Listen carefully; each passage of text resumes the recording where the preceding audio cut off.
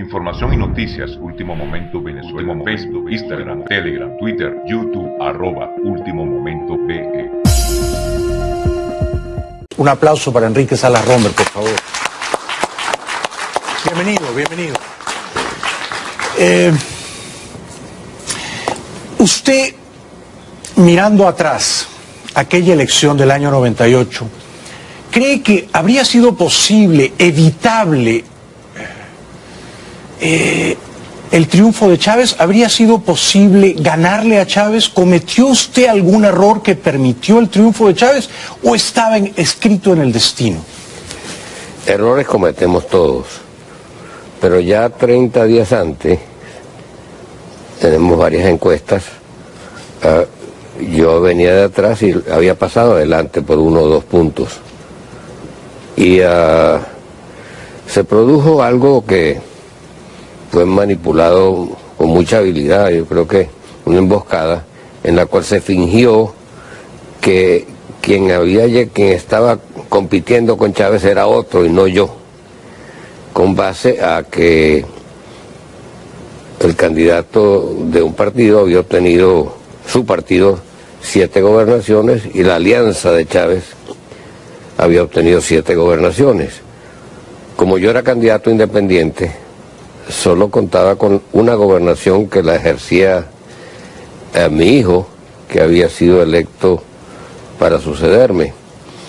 En consecuencia, se creó una matriz de opinión de que era o el candidato de la vieja guardia, que en aquel momento, justificadamente o no, se le consideraba anatema a cualquier posibilidad de progreso del país, o se le daba la puerta a Chávez. Y en 15 días lograron el milagro de que 13% de mis votos se corrieran de un lado y de otro. ¿Algunos de sus amigos o conocidos o incluso parientes votaron por Chávez? Probablemente, porque había como una... es decir, yo creo, es una teoría, ¿no?, que en los pueblos, cuando ocurre un sacudón como el que ocurrió en los Estados Unidos con el colapso de la vivienda, en Venezuela fue el Caracazo, pervive una especie de temor, aun cuando la situación desde el punto de vista económico o político se ha superado, pervive un temor. Y la gente culpaba totalmente a Acción Democrática y COPEI, sobre todo Acción Democrática, que eran los partidos tradicionales. Lo recuerdo muy bien. Como responsables de aquello. Entonces, ante el temor de que eso se produjera, buscaron una opción distinta. Cuando Chávez asumió en enero del 99, ¿usted imaginó que la crisis iba a llegar a los extremos a que ha llegado hoy, septiembre de 2017? Bueno, yo sabía, y lo dije así, que quien ganara la elección marcaría el futuro de Venezuela por los próximos 15 años. Lo dije en el Ateneo de Caracas en noviembre de 1998. ¿Y usted sabía que Chávez iba a destruir la democracia? No, por supuesto que no, ni tampoco me imaginaba y allá iba. Jamás me podía imaginar que iba a llegar a este extremo, que no creo que era la intención inicial de Chávez, hasta que cayó presa de la seducción de Fidel Castro, quien lo llevó a entregar la riqueza venezolana para llevar adelante su propósito de conquistar la América Latina. Porque en efecto Fidel Castro sedujo, colonizó mentalmente a Chávez. Entre tanto, a Chávez no le daban la visa para entrar a este país, lo recuerdo porque yo lo entrevisté, él quería venir, le negaban la entrada a Estados Unidos, lo cual le sembró un rencor contra este país y entonces él se entregó a los brazos de Fidel, ¿no? Quizás fue un error de los americanos. Pero, digamos, cuando ganó Chávez, había la expectativa, la esperanza de que él iba a ser de izquierda moderada, socialdemócrata, un poco el discurso de su campaña, ¿no? ¿Qué lo radicalizó hacia la izquierda, en su opinión, don Enrique? Yo creo que él en el 14 de diciembre de 2004, luego de que se produce el referéndum revocatorio, primero hay una intentona de sustituirlo en el año 2002, en la cual debo decir que no participaron los partidos democráticos venezolanos. Fue una cosa armada por otros factores. ¿Usted no estaba enterado? Bueno, no, por supuesto que no, ni estaban los partidos enterados, porque en aquel momento se reunían en mi oficina, porque había como el sentimiento de que todos los partidos habían desaparecido y que teníamos que de alguna manera buscar la manera, y me pidieron a mí que sirviera de anfitrión para que se produjera ese encuentro. ¿Y por qué fracasó, perdóneme que lo interrumpa, esa intentona del 2002? ¿Por qué? Si ya lo habían metido en prisión. Porque no había un líder. No había un líder. ¿Le ofrecieron a usted ser el líder? No, ni tampoco, es que nosotros no estábamos enterados de lo que estaba ocurriendo. ¿Era un golpe de Estado técnicamente? Realmente realmente se califica como golpe de Estado el hecho de que Pedro Carmona, un buen hombre por lo demás, obnubilado por las circunstancias, decidió autojuramentarse. Pero lo otro no, porque Chávez de hecho renunció ante un alzamiento que se produjo en el marco de las mismas Fuerzas Armadas que le pidieron que renunciara. Y el propio ministro de Hacienda señaló que Chávez había en efecto renunciado, cosa que posteriormente fue negado. Pero realmente sí creo que renunció, pero como no había un líder en las Fuerzas Armadas y no existía un liderazgo en el lado civil tampoco, no fue muy difícil que aquello se complicara, y que hay factores que tenían cierta vinculación con Chávez, entre ellos el general Baduel, que ahora ha pagado con la cárcel por muchos años. Increíblemente, porque Baduel fue uno de los que salvaron a Chávez en aquella ocasión. Fue él que lo salvó. Él que lo salvó. Él que lo salvó. Y ahora está preso Baduel y su hijo.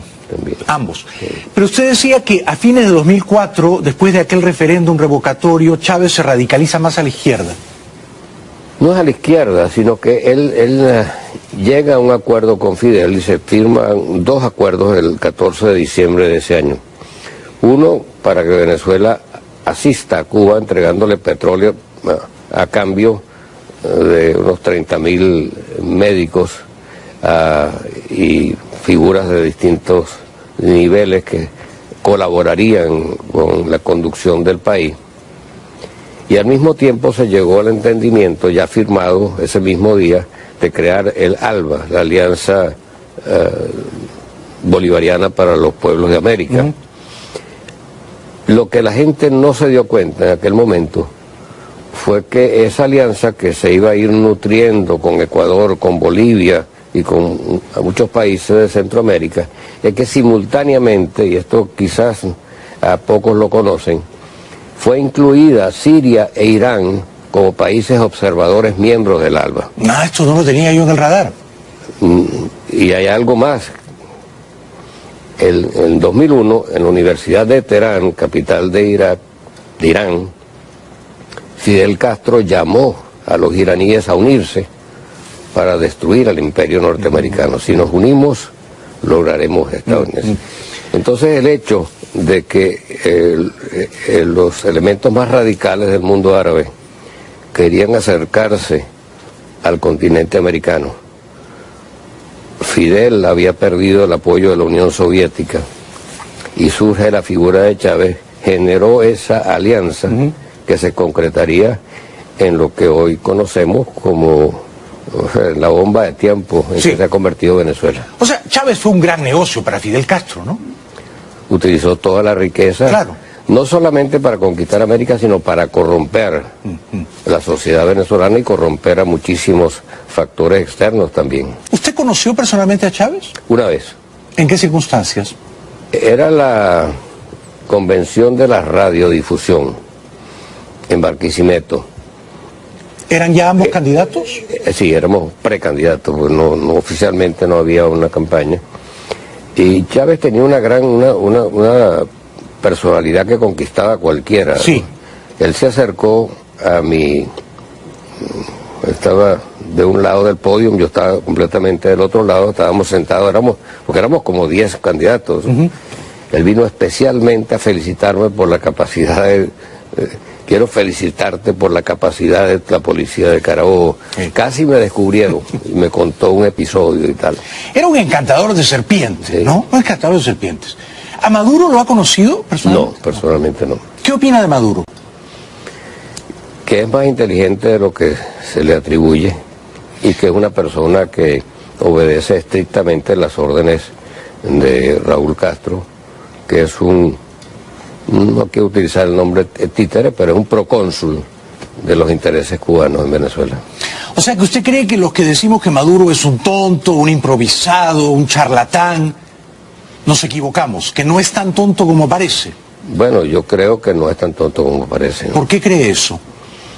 Porque ha conducido al pie de la letra todos el proceso. Por ejemplo, la habilidad que tuvo, y no sé de qué se valió, para desmontar la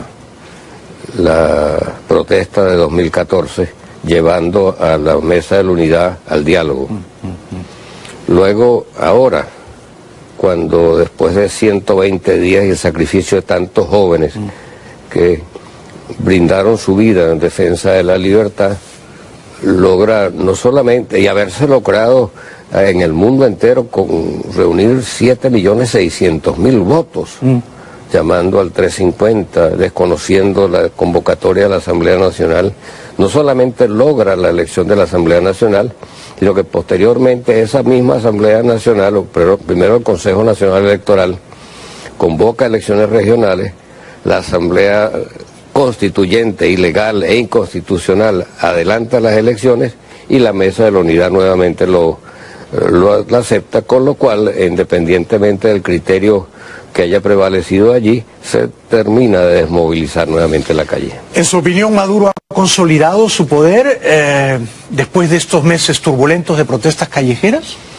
No, pero realmente Venezuela se encuentra en una situación más complicada y me gustaría tocarlo desde un ángulo distinto, porque es decir, no se trata digamos, de cómo o por qué surgieron las cosas y de dónde provino el proceso que ha culminado en lo que hoy conocemos, sino entender que en Venezuela confluyen hoy en día tres tipos de lucha que convierten a su vez al país en una bomba de tiempo y en un peligro para todo el hemisferio. ¿Cuáles son? La aparente es una lucha entre democracia y dictadura. Y no hay duda de que las elecciones mismas dan la sensación de que hay alguna democracia. La segunda es la presencia del crimen organizado. El mismo Hugo Chávez le permitió libertad a la FARC para que manejaran el narcotráfico en Venezuela. En Venezuela hay 4.000 hombres de la FARC, de Venezuela salen 250 toneladas de cocaína hacia Europa y hacia los Estados Unidos, y hay un número de mafias de distintas nacionalidades que operan en distintas partes del territorio nacional, al margen de lo cual opera con entera libertad diferentes manifestaciones del crimen dentro del país mismo. Y el tercer elemento, que creo que es el más importante y el que menos se utiliza, es que Venezuela es un país invadido. Es decir, los que estamos allí sabemos que eso existe, pero ni siquiera ahora, cuando Luis Almagro, ese extraordinario demócrata sureño, ante el Senado norteamericano ha señalado que Cuba tiene un ejército de ocupación de 15.000 hombres, que se suman a los 30.000 civiles que utilizan, que ejercen distintas posiciones y que seguramente muchos de ellos son informantes, representan una fuerza de ocupación, una poderosa fuerza de ocupación. Incluso tienen un piso, generales cubanos en Fuerte Tiuna, y en esas circunstancias Venezuela continúa suministrando petróleo a Cuba para que Cuba con ese petróleo financie el ejército de su propia ocupación. Entonces, ¿cómo podemos compaginar el crimen organizado, un gobierno, unas elecciones democráticas en un país que está literalmente invadido? Y aun cuando yo respeto muchísimo y, caramba, respeto la honestidad y la inteligencia de muchas personas que de la mejor buena fe hablan de elecciones en Venezuela, no puedo comprender cómo todavía se logra como apartar y no utilizar el lenguaje apropiado para que se conozca y se entienda que Venezuela es un país que libra una batalla por su propia independencia, por lograr recuperar su soberanía. Tenemos que ir un momentito a la publicidad. Un aplauso para Enrique Salas Romer, por supuesto. Es un gran honor recibir esta noche en el programa al ex candidato presidencial venezolano, perdió con Chávez Frías el año 98, don Enrique Salas Romer. Don Enrique, usted decía que Venezuela, su país, donde usted no puede vivir ahora hace 3 años y medio, está exiliado en Connecticut, es un país invadido por miles de cubanos, y eso es rigurosamente cierto. Entonces, si Venezuela es un país invadido por los cubanos, por los conspiradores cubanos, los espías cubanos, que son por supuesto enemigos de la democracia y de la libertad, ¿no? ¿Se justificaría una invasión militar de los Estados Unidos para liberar a los venezolanos? Es que el término invasión es un término incorrecto. ¿Cuál sería el correcto? En muchos países, Estados Unidos en la Segunda Guerra Mundial fue una fuerza de liberación de Europa frente a la amenaza de Hitler. En el caso de Kuwait, la operación Tormenta del Desierto fue una fuerza de liberación para expulsar a los iraquíes que habían invadido a Kuwait. La misma avanzada sobre el canal de Panamá, con el caso de Noriega, fue un esfuerzo muy manejado para causar ningún daño a la población civil, hecho solamente para quitarle al país que estaba bajo el yugo del general Noriega. Y funcionó. Desde entonces Panamá es una democracia. Una democracia y ha avanzado maravillosamente. Estados Unidos ha cometido errores. La invasión de Irak fue espantosa. Fue un error gravísimo que todavía produce consecuencias sobre el orden mundial. Y ha habido otros casos también que han cometido errores. Pero aquí no debe ser, debemos ver esto ya como un proceso que, entonces déjame plantearlo de una manera distinta. La Mesa de la Unidad ha sido un maravilloso experimento como mecanismo para unificar las fuerzas en el plano electoral. Pero en el plano de la estrategia política es parte del problema. Sí, de acuerdo. Pues no ha sabido manejarlo y ha conducido al país a mantener la ficción de que vivimos una democracia cuando estamos bajo una dictadura y a no darle suficiente pie al hecho de que somos un país invadido y además tomado desde muchos ángulos por el crimen organizado. Entonces, el proceso que se vive en Venezuela es un proceso que debe conducirnos a entender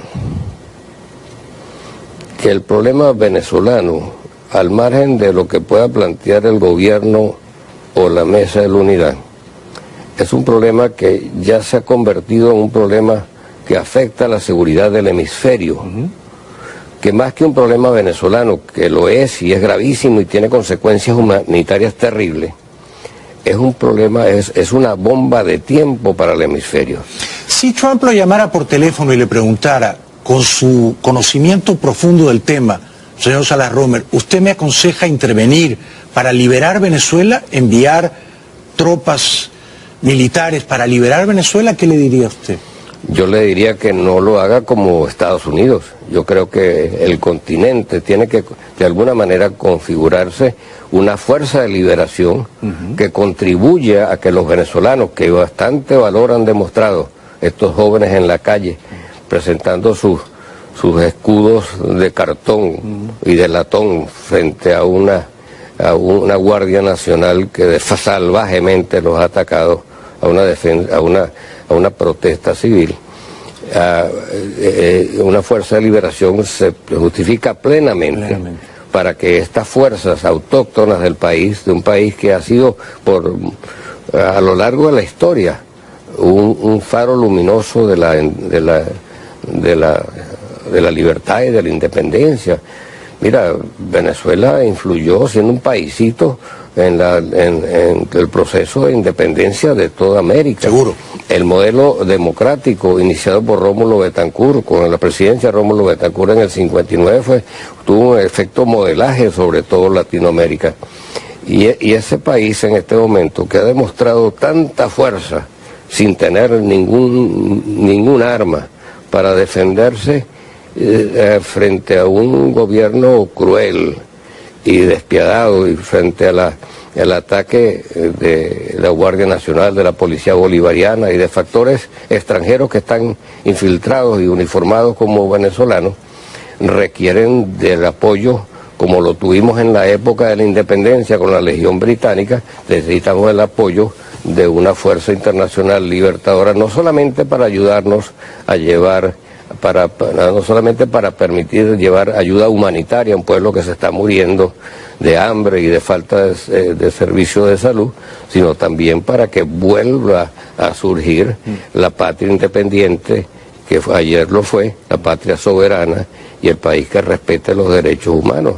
Y eso no se va, esa amenaza que representa Venezuela, donde confluye el narcotráfico, confluye el terrorismo, confluyen una serie de factores contrarios a la tradición latinoamérica, no se puede pensar que lo va a poder superar solamente un pueblo desarmado. Esta es mi última pregunta, le ruego una respuesta corta. ¿Qué consejo les daría a los líderes de la oposición que están allá? A Capriles, a Borges, a Ramos Alup, entre otros. Mira, hay líderes muy valiosos en Venezuela, ellos y otros, gente muy joven. Pero yo creo que es hora de comprender y hablarle con sinceridad al pueblo de que esto no es una lucha entre democracia y dictadura, sino es una lucha por la independencia de un país que ayer fue ejemplo para toda América y para el mundo entero, y que hoy en día no tiene una soberanía y además está sometido a un malandraje como nunca se ha visto en el mundo entero. Gracias por venir. Ha sido un honor conocerlo y escucharlo. Un aplauso para Enrique Salas Romer. Gracias. Larga vida, Dios lo bendiga, vuelva pronto. Gracias. Información y noticias, Último Momento Venezuela, Facebook, Instagram, Telegram, Twitter, YouTube, @Último Momento BE.